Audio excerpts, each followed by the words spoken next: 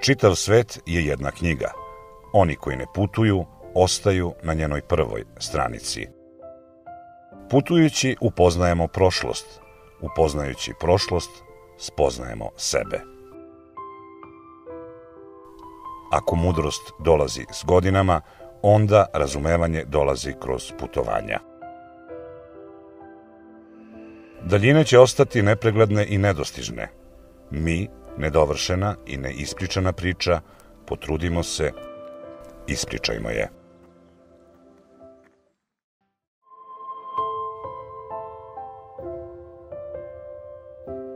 Carigradski drum, carski put ili drum do Stambola, moravski put, velika džada, odnosno velji put. Ovo su bila imena za jednu od najvažnijih saobraćajnica u srednjem veku, koja je povezivala Beograd na severu i Istanbul na krajnjem jugu. Preteča ovog puta bio je stari rimski vojni put, Via Militaris. Starim carskim drumom u oba pravca prošli su mnogi. Bilo je trgovaca, ali i vojski. Jedne su rušile i osvajale, druge branile, a bilo je i onih, poput svete braće Ćirila i Metodija, koji su ovim putem prošli kako bi širili hrišćanstvo i pismenost među slovenskim narodima. Putem koji je vodio kroz delove stare Srbije krenut ćemo i mi, da pričom i slikom otkrijemo ono što nam je bilo sakriveno. Saznamo ono što nismo znali ili utvrdimo ono što smo znali. Dakle, krenimo.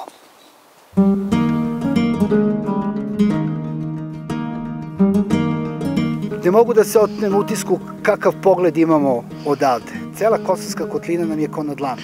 To je potpuno razumljivo budući da se nalazimo na brdu Veletin koji orlovski dominira Kosovskom kotlinom. Kada govorimo o kovnici novca, možemo slobodno da kažemo da je ovde u neku ruku u ono vreme bio i trezor srpskog novca koji je ovde nastao još 1214. godine. I naravno, kad ja nemam svoje, uvijek ću imati želju da prisvojim nešto što je lijepo i što je tuđe. Mi ne govorimo da to i nije njihovo kulturno nasleđe, jeste, jer oni žive na ovim prostorima.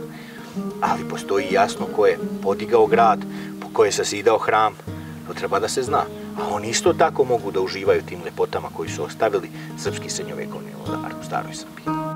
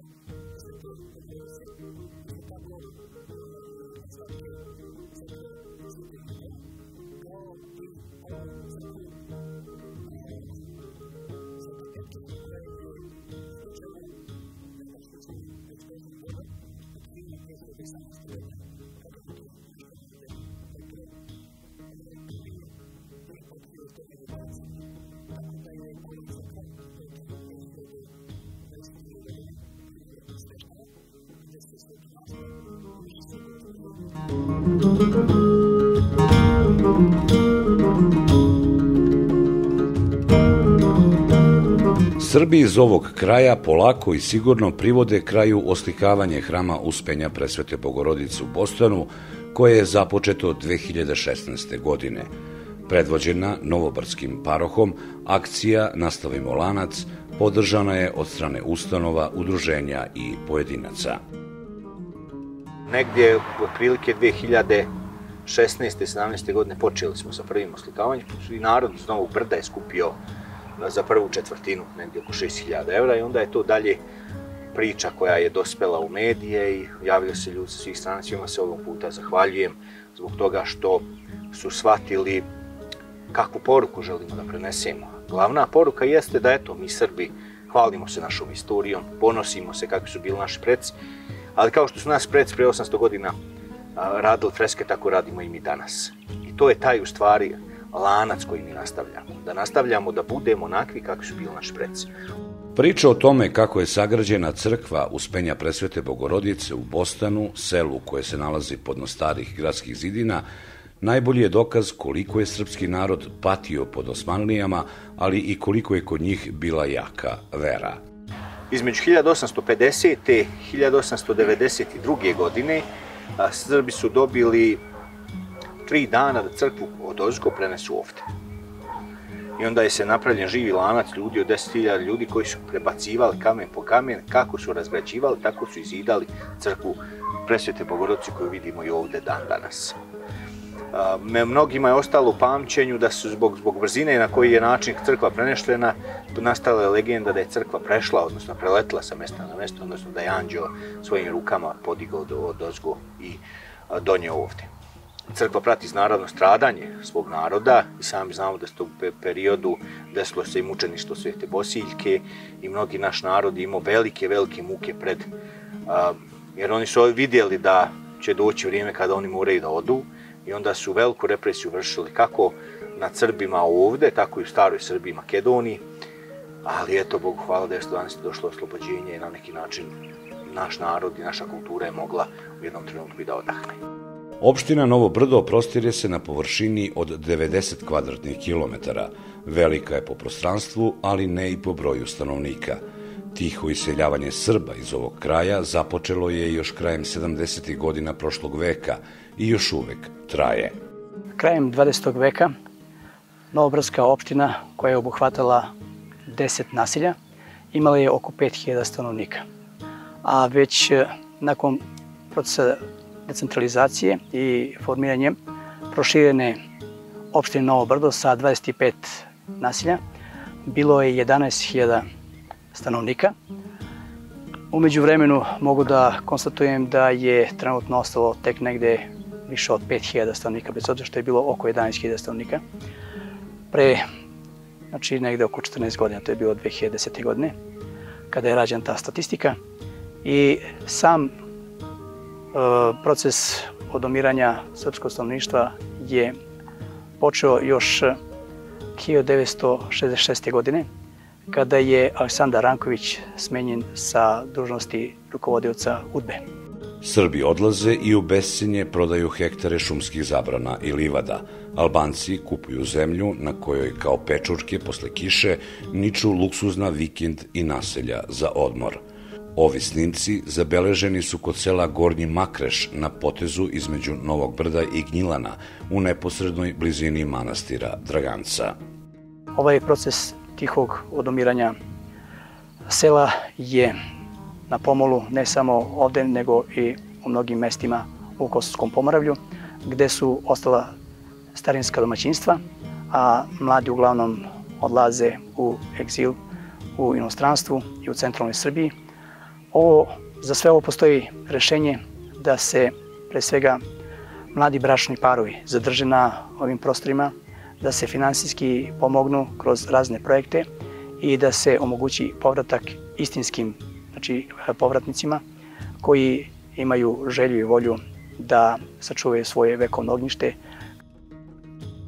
10 kilometara južno od Novog Brda, isto toliko severno od Gnjilana, nalazi se selo Straža. Karakteristično je po mnogo čemu. Prvi put se pominje u arhivima manastira Devič još 1451. godine.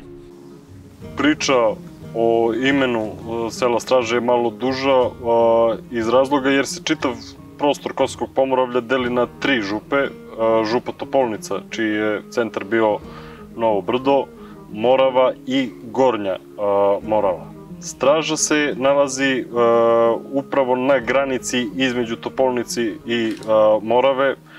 Osim toga, na postojanje nekakvog mesta gde bi se stražarilo ukazuje i veliki broj rudarskih radova, odnosno ceova, kako su se u to vreme zvali.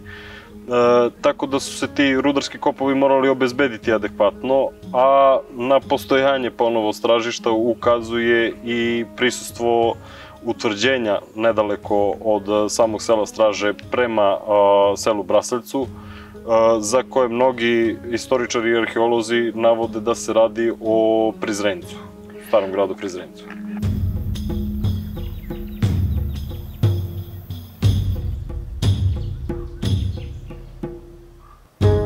Osim Prizrenca imamo i utvrđenje Prilepac, kao i utvrđenje Veletin, koje je štitilo prostor između Janjeva i Novog Brda.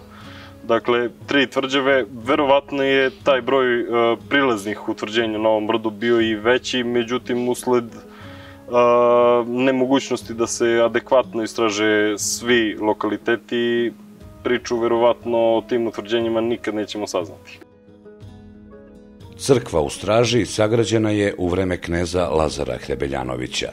Turci su je porušili, ali je na njenim temeljima gotovo 3 veka kasnije sagrađena nova.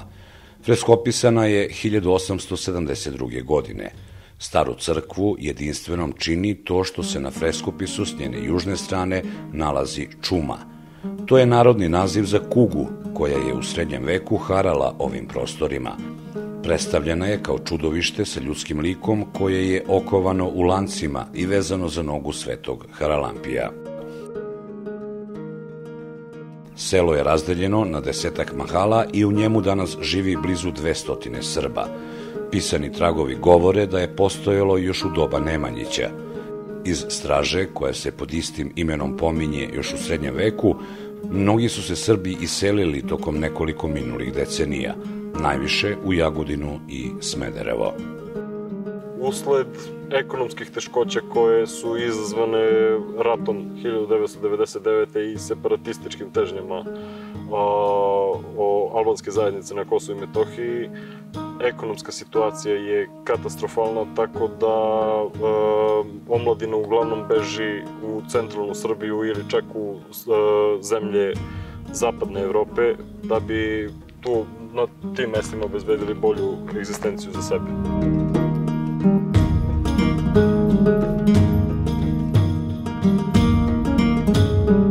Od Straže do sledeće tačke na Carskom drumu ima bar 20 km.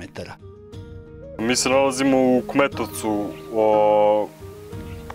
nad ostacima crkve posvećene Svetom Dimitriju u srednjem veku. Kasnije je okolno stanovništvo prozvalo ovu crkvu Sveta Varvara.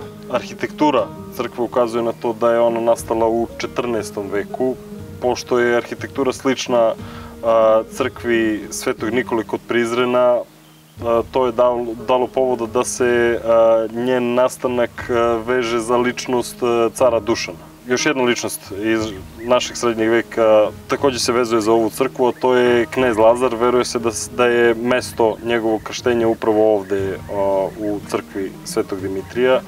Isto tako narod vezuje i uništenje crkve, odnosno tradicija okolnog stanovništva vezuje uništenje crkve za povratak Turaka iz Kosovskog boja i veruje se da je tom prilikom upravo stradao i ovaj hram. Sigurno da u toj legendi ima mnogo istine, budući da se Prilepac, mesto gde su bili dvori i gde je rođen knez Lazar, nalazi nedaleko odavde. To zaista i jeste fizički blizu, međutim mi kroz pisane tragove to sve ne možemo da potvrdimo iz više razloga. Istorija čitavog ovog kraja ne celokupna istorija, ali delovi koji bi nam pomogli da dobijemo širu sliku o istoriji u Kosovskom pomoravlju. Oni su uništeni tokom 18. veka najviše, da bi i u novim vremenima nova oštećenja, novi sukobi doveli do toga da istorijski tragovi budu u najmanju ruku sakriveni, ako ne i potpuno uništeni.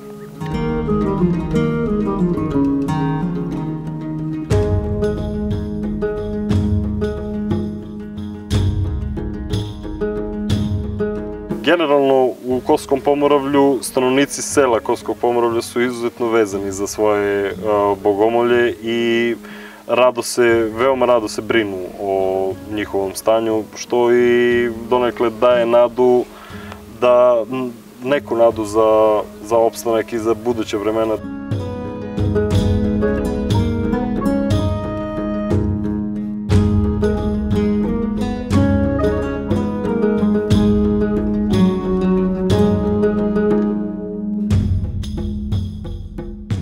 Stižemo na Prilepac, mesto gde je nekada bila tvrđava Pripca Hrebeljanovića i gde je rođen knez Lazar.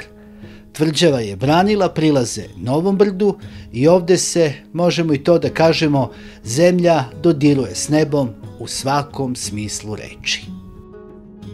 Pribac Hrebeljanović potiče iz redova sitne vlastele koje je svoj uspon doživelo u vreme kada je Stefan Dušan, odnosno car Dušan, uzurpirao očev presto. Za to je bio nagrađen između ostalog i titulom logoteta. Jedan podatak da je knez Lazar rođen u Prilepcu oko 1329. godine otvara još nekoliko pitanja, a to je da li Pribac Hrebeljanović drži Prilepac pre Dušanovog dolaska na vlast, i postavlja najznačajnije pitanje kada je Prilepac zapravo nastao, jer ako je knez Lazar rođen 1329. godine na Prilepcu, to je vreme kada se Novo Brdo, koje je glavno utvrđenje na ovim prostorima, tek počelo razvijati. Prilepac sa Prizrencem, sa Veletinom zajedno spada u spoljni sistem odbrane Novog Brda i jednostavno je nerasvetljeno to pitanje šta je prvo nastalo, Prilepac ili Novo Brdo kao utvrđenje. Znao je Pribac Hrebeljanović da odabere sebi mesto za dvor. Ovo je, čini mi se, jako visoka tačka, strateški veoma važna. Južno se pruža pogled na Gnjilane, na tu kotlinu i put koji je vodio, carski drum koji je vodio prema Skoplju. Severno je Novobrdska tvrđava, zapadno bi trebalo da bude to drugo utvrđenje Prilepac. Prizrenac, tako je.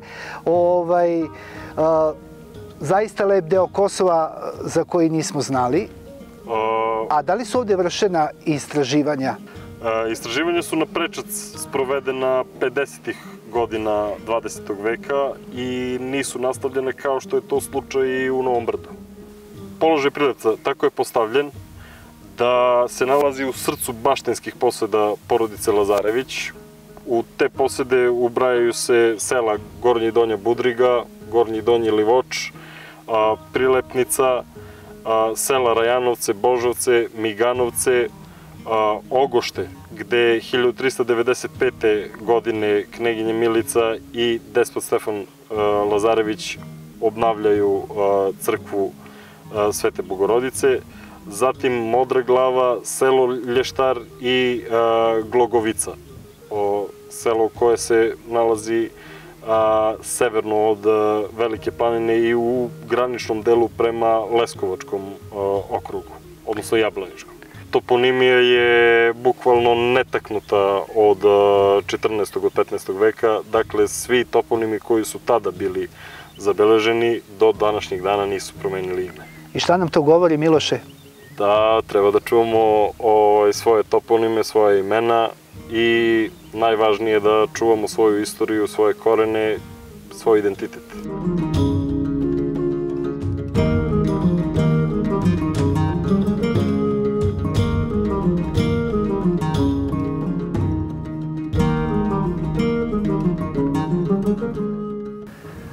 Prateći carski drum stigli smo do Prilepca na jugoistoku Kosova i Metohije. Jedan deo puta odavde se račvao i nastavljao kroz Severnu Makedoniju sve do Carigrada. Mnogo je kilometara stalo u ovo naše putovanje. Priča o putu koji je od Drevnog Rasa pored Zvečana izlazio na Zetski put pa stizao sve do Dubrovnika nismo se ni dotakli. Ono što mi nismo stigli ili mogli sigurno je ispričaće, ispisaće, usnimiće neko drugi. Zato kada putujete ne dozvolite da vaše putovanje bude puko nizanje kilometara. Posmatrajte, pitajte, učite. Znakovi pored puta mnogo će vam reći.